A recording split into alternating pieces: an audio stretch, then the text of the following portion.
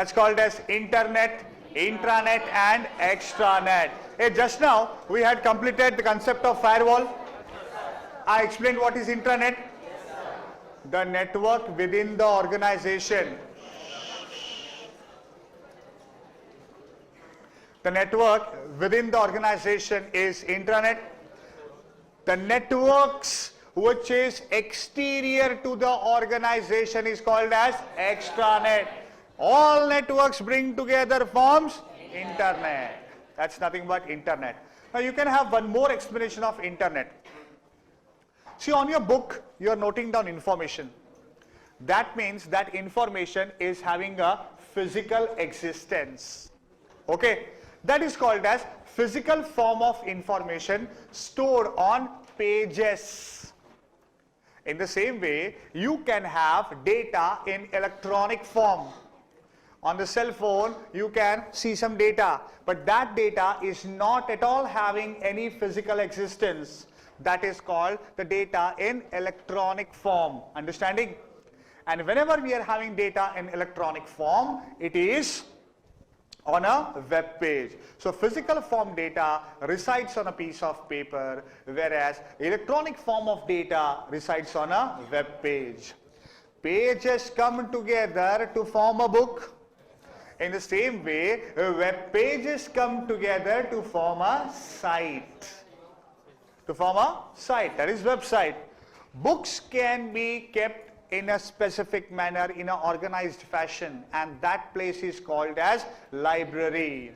So when all the websites are kept in an organized fashion in a server, it is called as web server.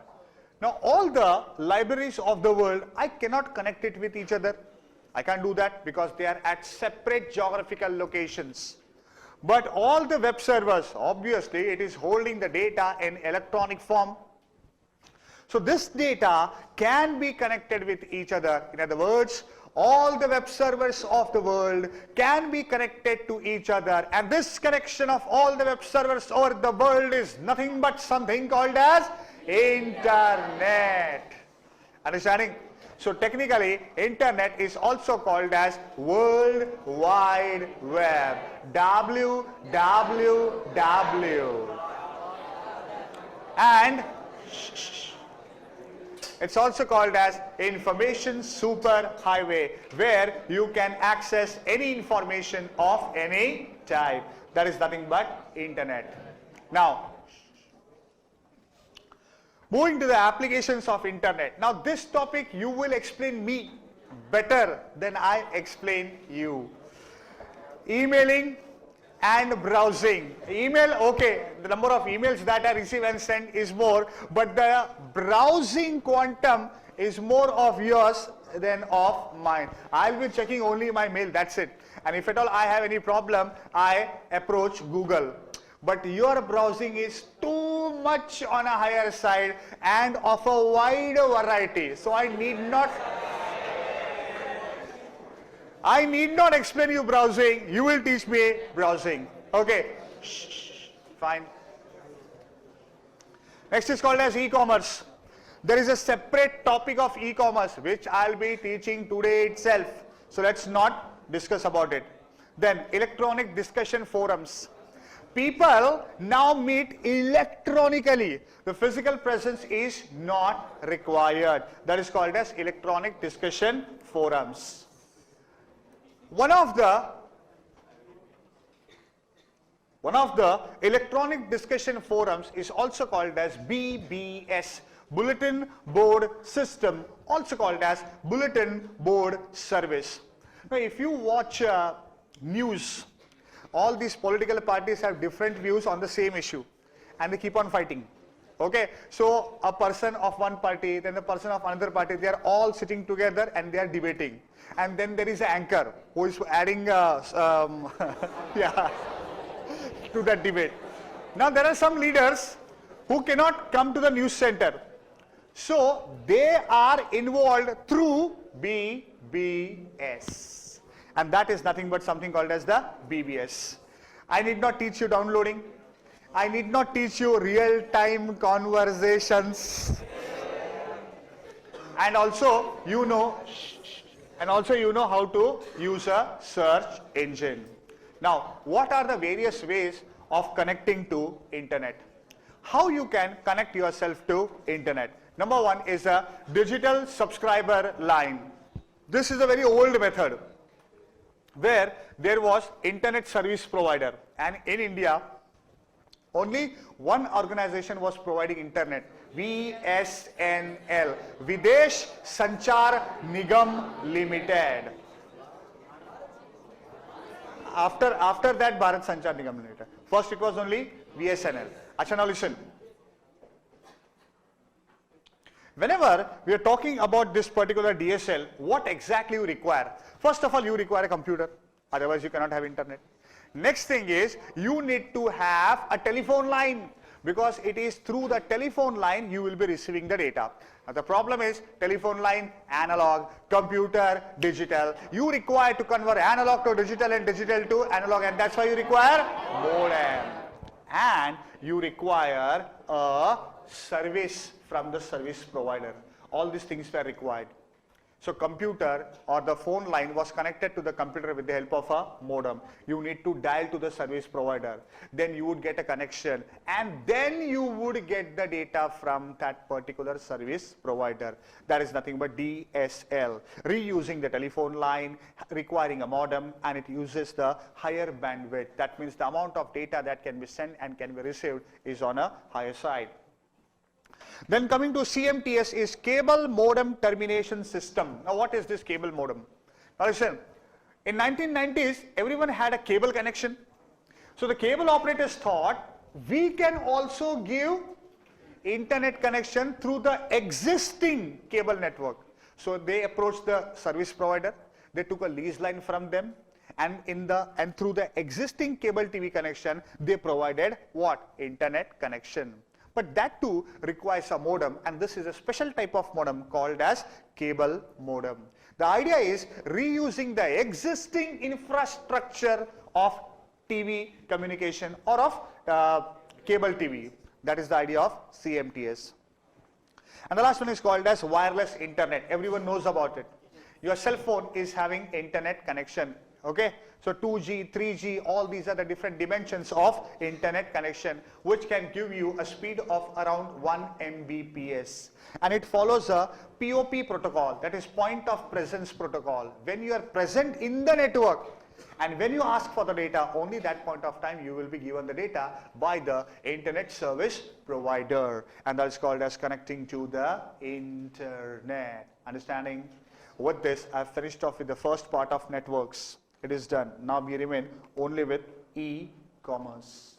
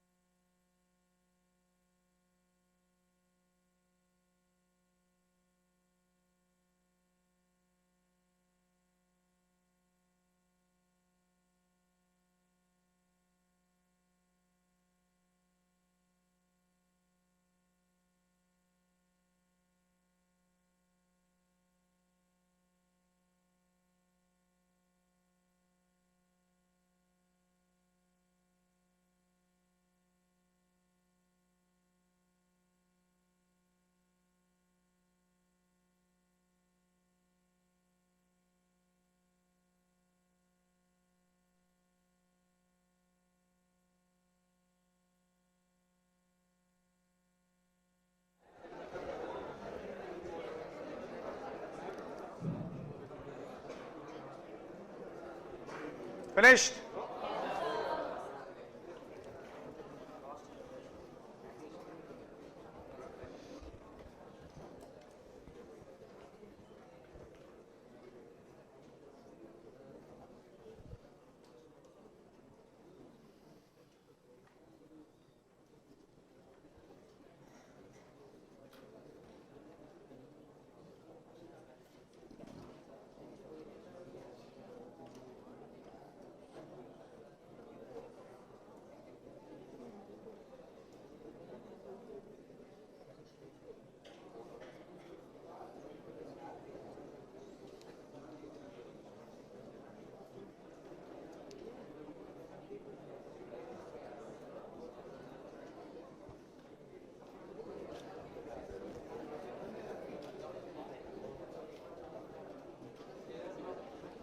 Finished?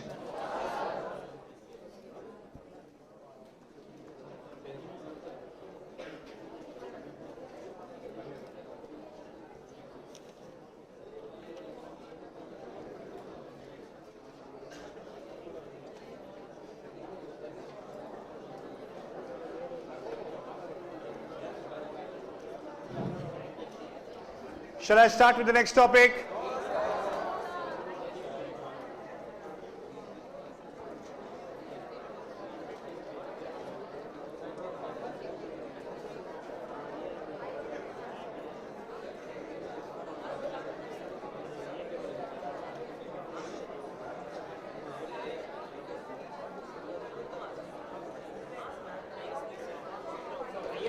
Internet service provider.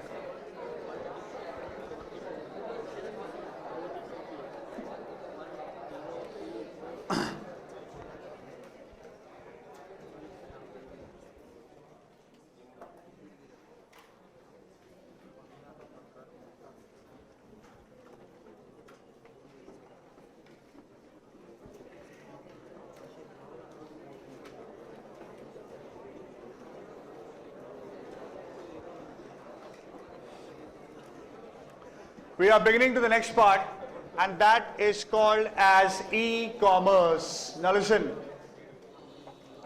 everyone knows that what is commerce. Basically, you are all commerce students. Science students also. Okay, then I'll explain what is commerce. Buying and selling of goods and services with an intention of making profit is commerce. Then what is e-commerce? Buying and selling of goods and services with an intention of making profit over the internet is called as e-commerce. Superb. Now once, in 11th standard, we start with something called as business. So business is divided into industry and commerce. Industry represents the production aspect and commerce represents the distribution aspect. So whenever we are talking about commerce, it is all about sales, then delivering the goods. So it represents the sales aspect of business. So if commerce is representing the sales aspect of business, it is quite obvious that e-commerce will be representing the sales aspect of a e-business. It is all about how you will be distributing the goods to the clients, to the customer, and that is the final customer.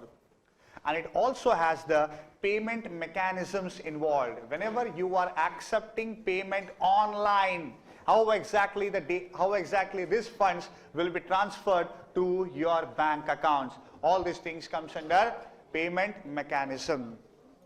Now, e-commerce, as I said, is conducting a commercial activity on the internet. Now, it is not like it should be a very detailed one. A small financial transaction, a small commercial transaction like dialing 6888 6888, Domino's Pizza. Just ordering a pizza on the phone is also a basic type of e-commerce. And that is nothing but what? E-commerce for you. What are what are the various benefits of e-commerce? Number one is reduction in cost. Let's talk about how a seller can reduce his cost. A seller need not buy or build his own showroom. Real estate cost is saved.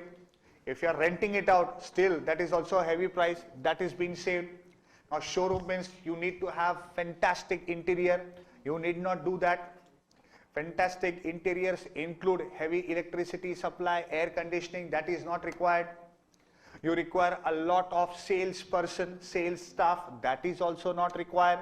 So you now have to invest only in a godown where you will stock your goods, and you have to create a very, very lucrative, a very fantastic looking, beautiful website.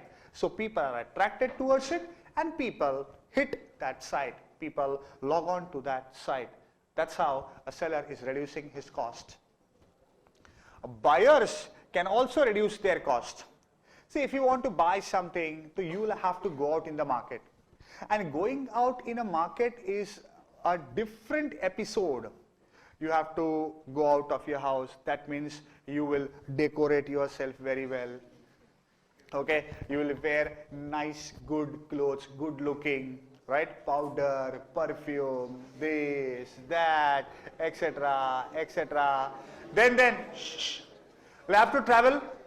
So transportation charges. Okay, when you go out, when you roam around, you will feel hungry, you will eat something. All these expenses can be nullified.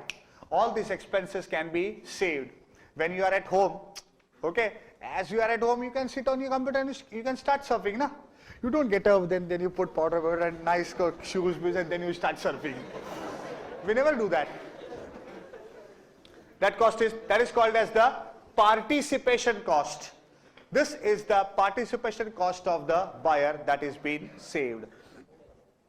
Next is called as reduction in errors. Now, whenever you are going for a traditional method of buying, people will be asking for your information and they will be punching the information. Or you will give them the information in writing and later on in batch processing, they will be typing all this information. The chances of typing wrong data is very, very high over here. On the other hand, if you are talking about Flipkart, you are giving the information all by yourself, your name, your number, your email address, you are typing on your own. And you have to type only one address, so obviously you are not bored of it. So you get the right address. And this data punching will be required only once when you do it. Flipkart will be maintaining a database, and from that directly it will be accepting the data and putting it on your order or putting it on your order address. So the chances of data entry errors is nullified, it is least. Then reduction in time. Okay, the time that is required to process the data is also very, very less because everything will be done with the help of computers. And then you have a wider scope. Wider scope is, suppose you are starting some business in Chennai. So who are the expected customers? All those people who are staying in Chennai. You don't expect now that people from Mumbai will come to Chennai and do shopping over here and I can go back to Mumbai. No chance. If there are some traditional things which you find only in Chennai, then that is possible. Okay, but for having something which is available everywhere, coming over here, okay, by flight, by train, by bus, or by your own vehicle, staying over here, buying the goods from here, going back to Mumbai makes no sense. So your market will be limited only to your local area. But whenever you are putting up a site on the internet, it is accessible worldwide. So I can say each and every person who has logged on the internet, it's also called as the online population, can be your potential customer. That's why the scope of doing business is growing. Next, customized and better quality goods. With the help of e-commerce, you have ample time with you for processing. So here you will be able to deliver a better quality of goods. And customized goods. Now this is something new for you. What is this customized goods? Let's say for example, these girls, they are buying a sari. Okay. they're buying a sari. So the normal procedure is go out in different sari stores, okay, check out, do n number of selection, grand finale of selection, and choose it. Now when they go to marriage and when they see a specific mehendi, they like that mehendi very much, and they desire, if this mehendi design was on sari, how beautiful that sari would look. Then there is no point in taking the snap of that mehendi and going through all the sari shops and checking out whether this design is available on sari. It makes no sense. But with the help of e-commerce, okay, you can approach the manufacturer. Obviously, all these things comes under handicraft. You can approach them, you can take the snap of that mehendi, you can mail them, you can send them this photo and ask them to prepare or to design a sari which will be having this particular design. That is called as customized product. Taking or getting the product or in the way you like it. Writing the name on pen and all these blah blah blah blah blah blah things can be done with the help of what? E-commerce. Next is reduction in inventory. Reduction in inventory. In a traditional system, the product has to be delivered immediately. So the stock which is required to be maintained is also very high. If you are maintaining high stock, number one, your working capital is blocked. Number two, you require more space. And number three, there are chances that this particular product might be obsolete. It goes out of fashion. Then all these particular stock have to be just cleared at a very, very low rate. There's a chance of loss. But on internet, you have ample time to deliver the goods. You can start fetching the goods only when you have the order. So you need not maintain inventory. And there is a new concept called as JIT. It's called as just in time. Obviously, it is a Japanese technique. Here, we will try to use the resources at their optimum level. Suppose I am ordering some raw materials. So a truck full of raw materials will come to my godown. All the goods will be not downloaded actually. It will be offloaded and then the truck will go vacant, right? Next time I want to send some finished goods in the same market. I'll call a truck, it will come vacant, it has to be uploaded and then it will go. Just-in-time technology suggests you plan your logistics in such a way that that truck will be used at optimum level. I'll be calling for the truck service. Bring raw materials. So from the market, it will bring raw materials. And once the raw materials are offloaded, immediately the finished goods will be loaded. Okay? It will be loaded and then the same truck will take the goods to the market at the same price. There is one round. In one round, you are doing two work. I mean to say that the resources that you are using should be used in the maximum level. The resources should not be wasted. Then, reduced ecological damage. Obviously, in traditional commerce, you need to prepare vouchers, invoices, and orders. Everything has to be what? Documented. That means you require paper. More paper you require, more trees will be cutted. Am I right or wrong? But with the help of e-commerce, all the documents are online. It is in electronic form.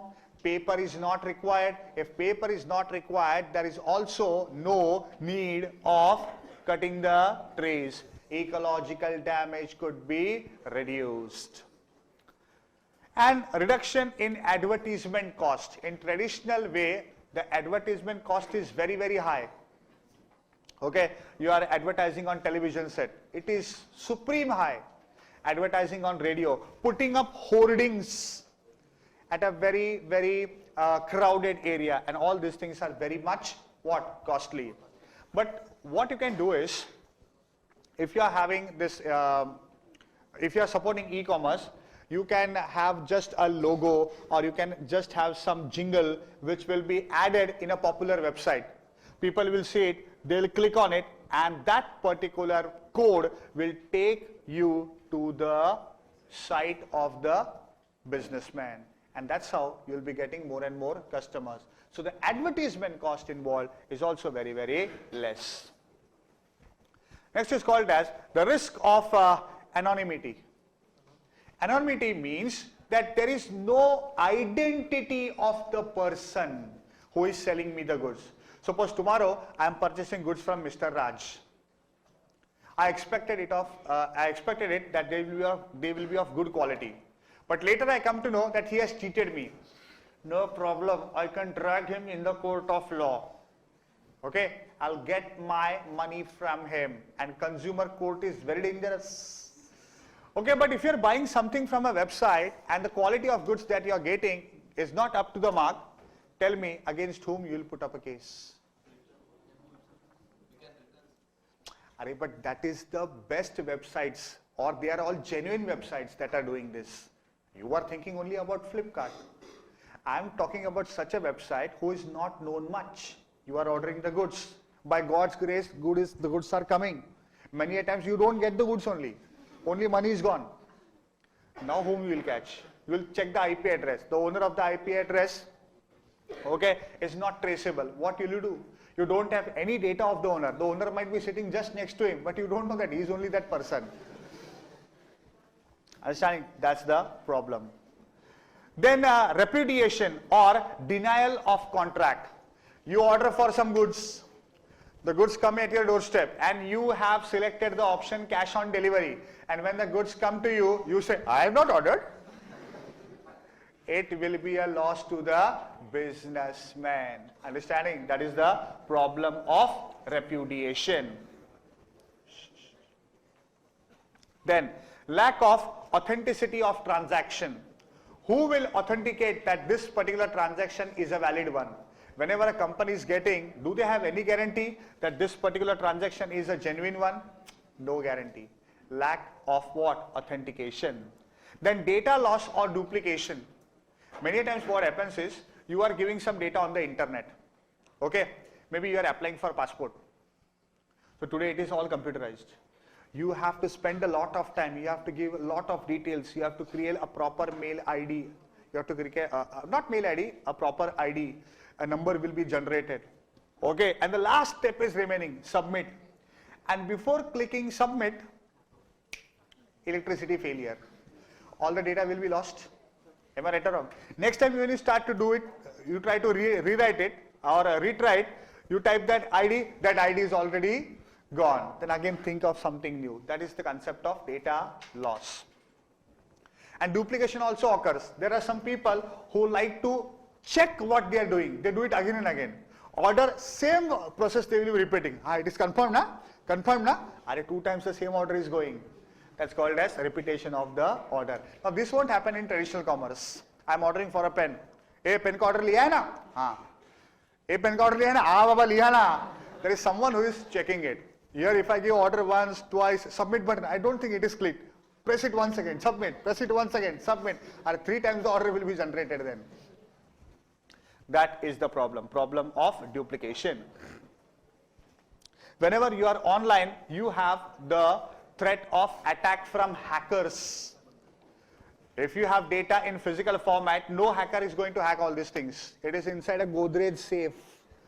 But the data which is online always have the threat from hackers. Now the next point which I am teaching is actually outdated. Non-recognition of electronic records. Till 1999 or till 2000, if you generate any record, okay, if you generate any contract which is digital, it is not accepted by the law. What law says? It should be on paper, it has to be notarized, right? It has to be registered. Okay, then only this particular contract stands valid. But after Information Technology Act 2000, now you can have electronic records. When it has been properly authenticated by a digital certifying authority, that's the digital signature, then it stands valid. So now this is no longer a risk or a problem. And last is problem of piracy. Everyone knows what is piracy. When one person is buying a CD, 50 others will copy the same CD. That is the piracy. Okay, so this is nothing but something called as e-commerce. What are the different types of e-commerce? Number one is called as B2B. This is a transaction between two businessmen. Raj is the CEO of Sony Corporation India.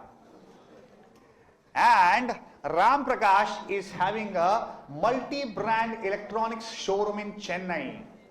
It's a festival time. So you know people buy electronics. So Ram Prakash is ordering for 100 Sony Bravia LED television sets from Sony Corporation. Sony is selling it. Sorry, Raj is selling it. Raj is selling it. So he is a seller. Ram Prakash is buying it. He is a buyer. Understood. But it is not for his own consumption. Na? Are you going to have 100 televisions at your home? No chance. So he will be selling it further. That is called as seller to seller or businessman to businessman. Now you won't be able to see these websites much because you are not a businessman. Next is B2C. It is a transaction between a businessman and a consumer. Flipkart, Myntra, Jagong, Yepme, all these are nothing but B2C sites where you can buy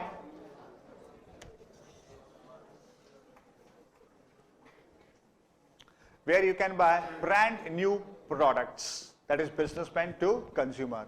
Then we have C2B. C2B is where the customer or a client will be creating a service or a product, and then he approaches the businessman asking him to sell his own creation or product. Here the businessman is approached by a consumer, so it is called as C2B. Then we have C2C. It is called as consumer to consumer. We buy some products but we don't use them, then we sell it at a lesser price. We buy some product, we use it nicely. Okay, now you are satisfied with it. You are selling it off. Second-hand goods is nothing but C2C. OLX, Quicker, okay, all these are nothing but C2C. Then we have B2G. When a businessman is interacting with the government for compliance with the law, then this particular transaction will be called as a B2G transaction. And last is B2E. B2E stands for business to employees. Business to employees. Many a times, why many a times? Almost every time your salary is now directly credited in your bank account by your employer. Am I right or wrong? Yes, sir. So this particular transaction is between a businessman and a employee. This is called as business to employee. Understanding? That is nothing but your topic of e-commerce. Now only two topics remaining: mobile commerce and electronic fund transfer.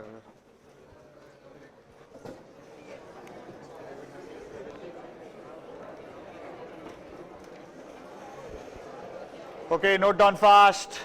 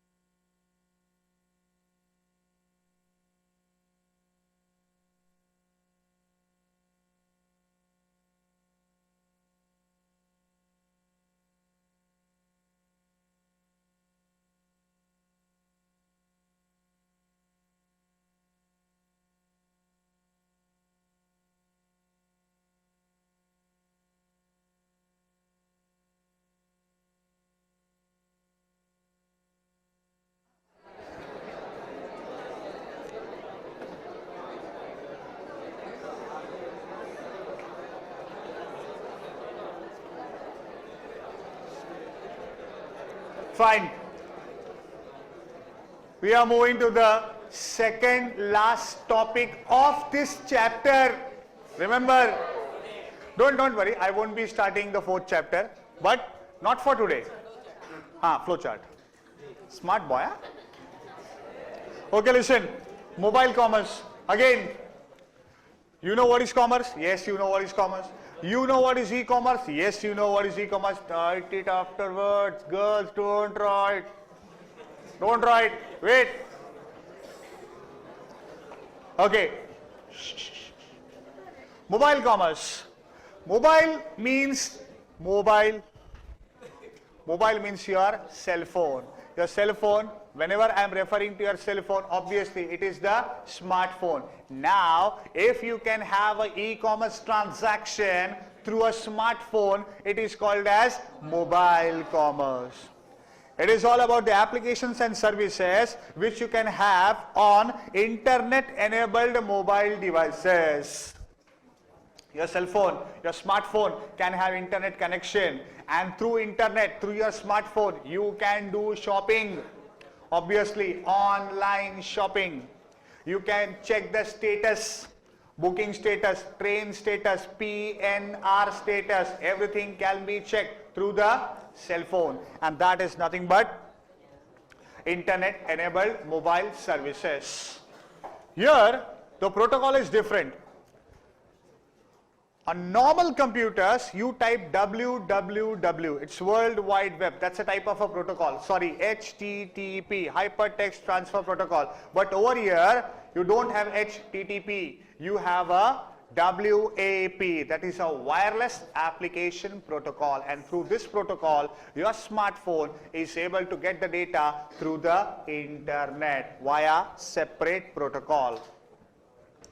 And the greatest advantage is, if you are asking for some digital content, then it could be delivered to you quick and fast. Digital means it is not having any physical existence.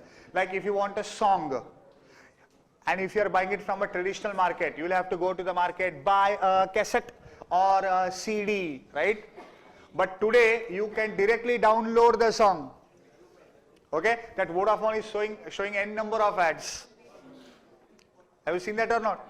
One person, he needs to go to toilet, okay, and then that song is being played, okay. Humko man ki shakti dena. That's nothing but digital.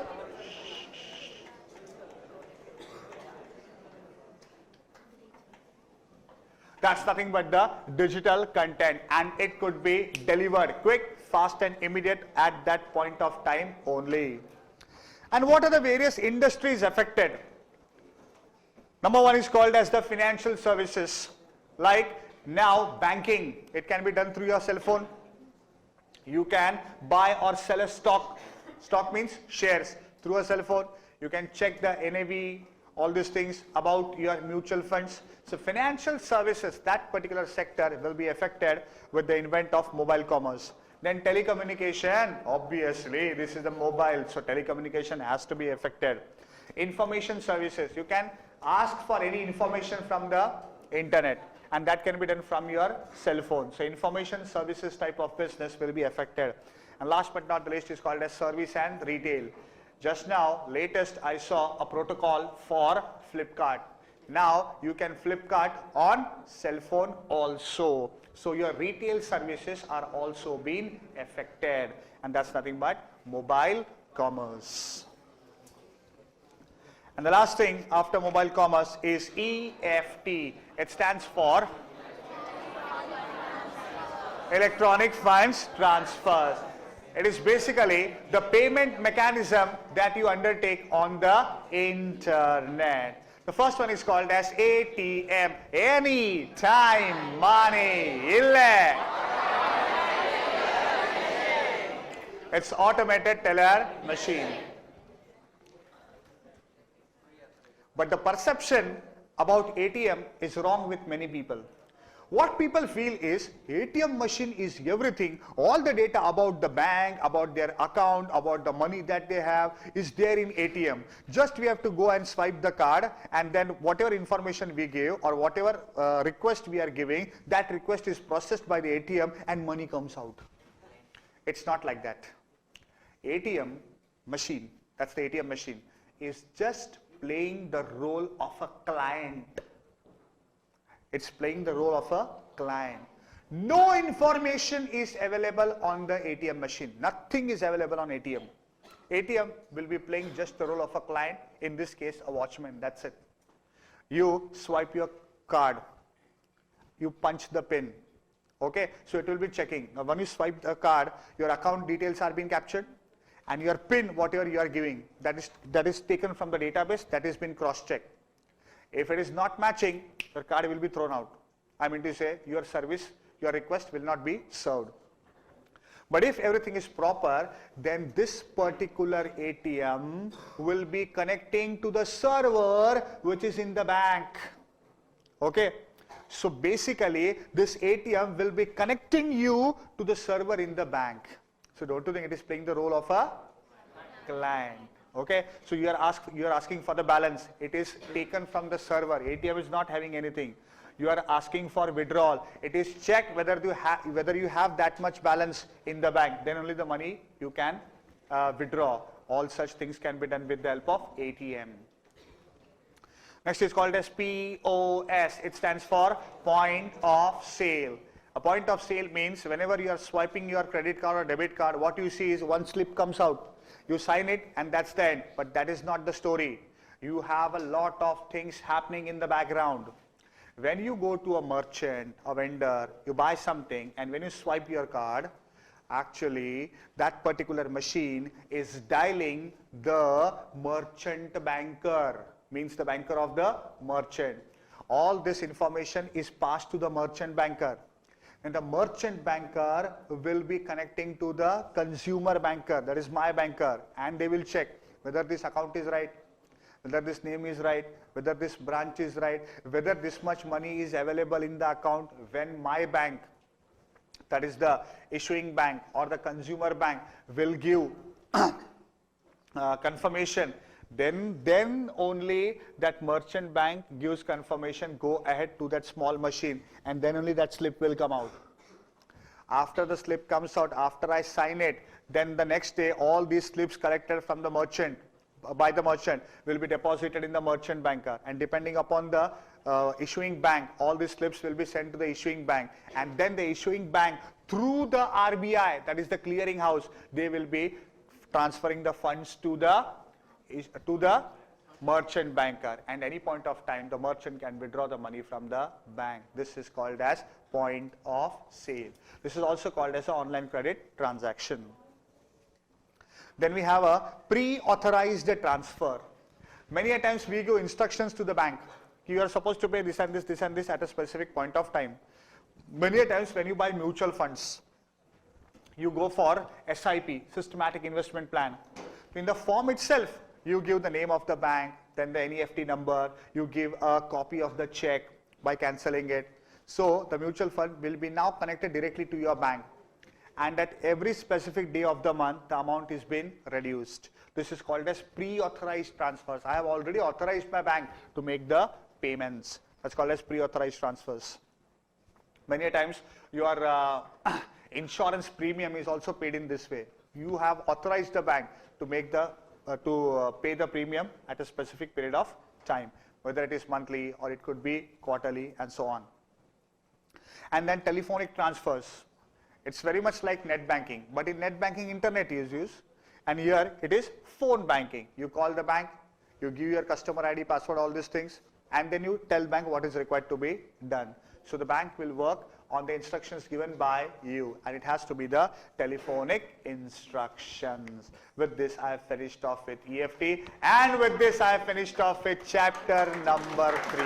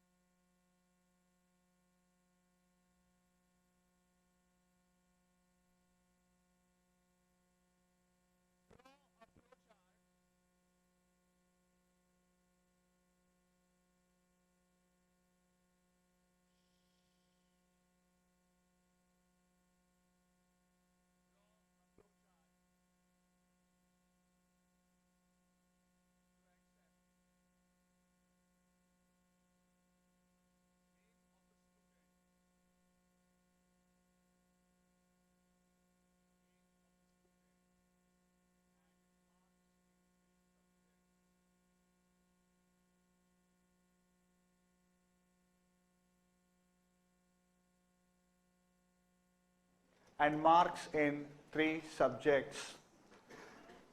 Calculate total and average and display it.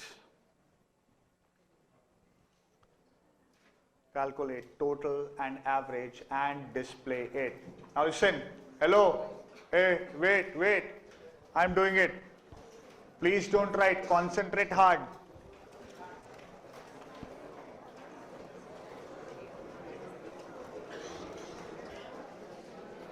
We are supposed to start with start.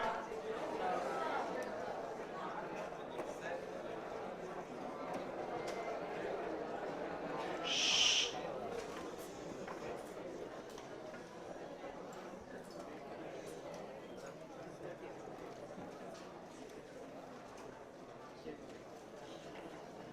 I said you are wasting your own time.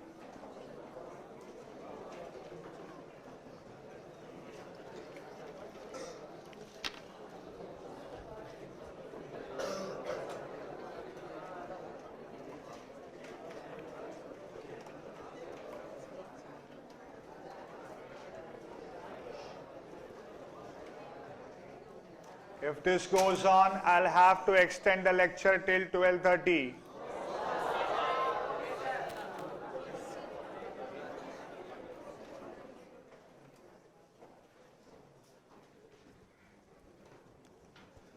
A program starts. Then we require certain variables. So we say set. First and the foremost thing, we require to accept the name of a student. So we say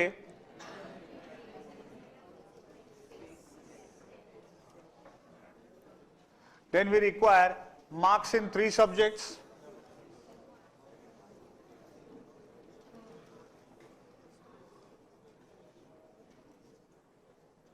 We are supposed to calculate total and average. All the variables are been declared properly. Nothing is left out. Okay, we will put this inside the processing box because we are declaring the variables inside memory. Now, what input is required by the user or by the computer has to be given. Question clearly says accept name and marks in 3 subjects. That means M1, M2 and M3.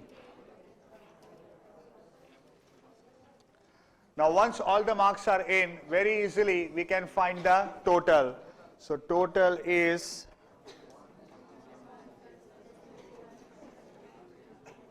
and once the total is ready, in the same box you can calculate average also. So average is, now this is a processing box. Now once the total and average are ready, we are supposed to display it. So display name, total, average, and then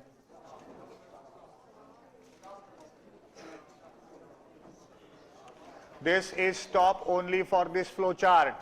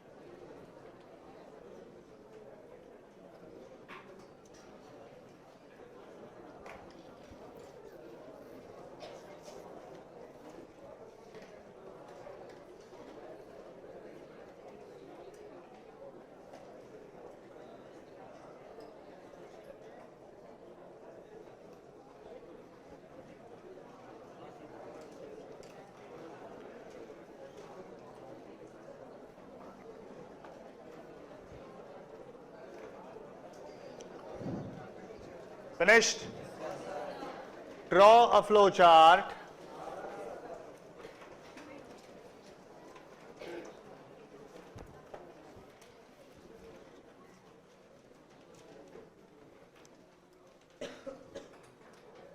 Draw a flow chart to accept employee name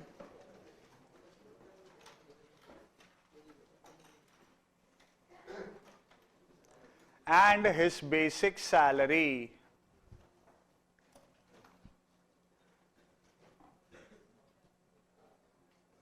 And his basic salary.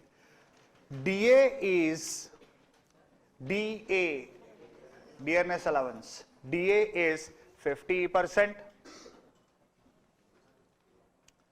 HRA is 25%. And conveyance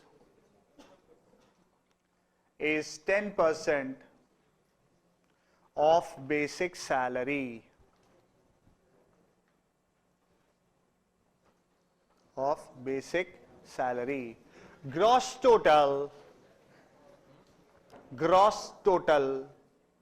salary is the sum total. Gross salary is the sum total of all earnings.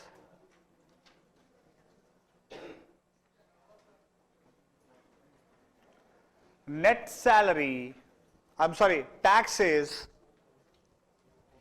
15% of gross salary. 15% of gross salary. Calculate and display net salary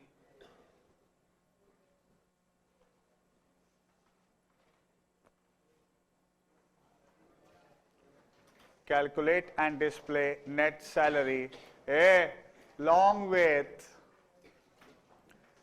with employee name.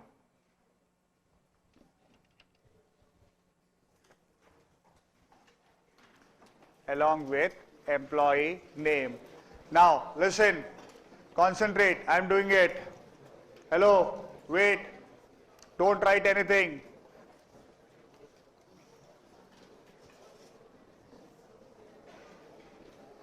One thing is for sure, we are supposed to start with start. Acha, listen. Stop your discussion. Hey Anna, hello. Wait 10 minutes more, wait.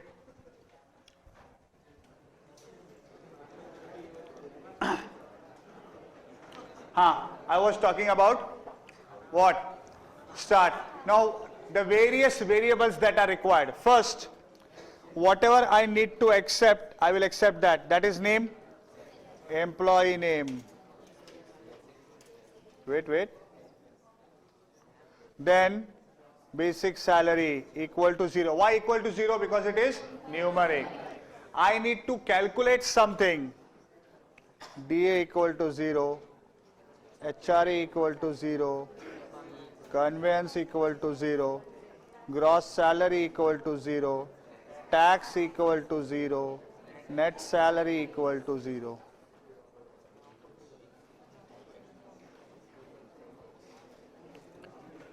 Understanding this much? Please don't write, concentrate. Completion is not a task, understanding the things is a task. Put your pen down. Pen niche rakho. Acha, now listen. Once all the variables are initialized, we should think about input. What we want input. So we say input. There are only two things input over here. Employee name and basic salary. That's it. Don't write anything extra. You will lose marks. Okay. Now all the calculations. DA is 50%. So DA, now all the school method you should be using a basic into 50 divided by 100. HRA equal to basic into 25 by 100. Conveyance equal to basic into 10 divided by 100.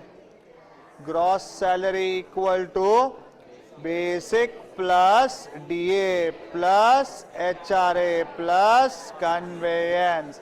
Gross salary is ready. Tax equal to gross salary into 15 divided by 100. Net salary equal to gross salary minus tax. All this in one single processing box. Net salary is required to be displayed along with employee name. So display employee name and net salary. This is display, this is output, and after that of this flowchart only. Take down.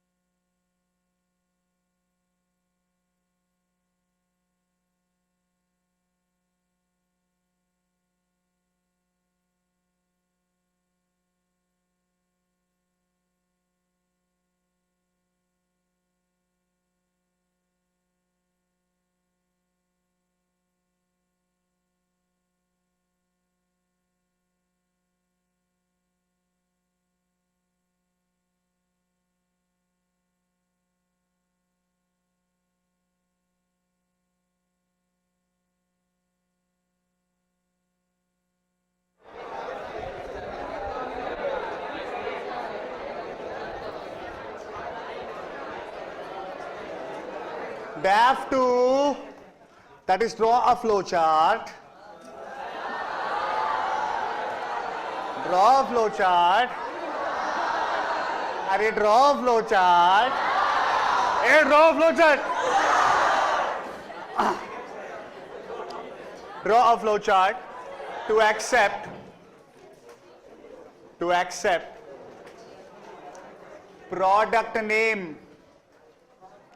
product name, its quantity and rate,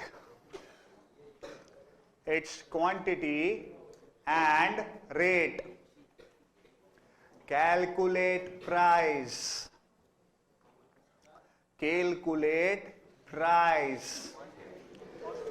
reduce a discount of 10%. Reduce the discount of 10% to get net price.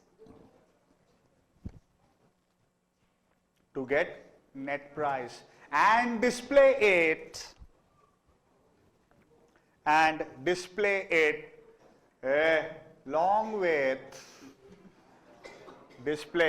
along with product name. You are supposed to do it. Now try it.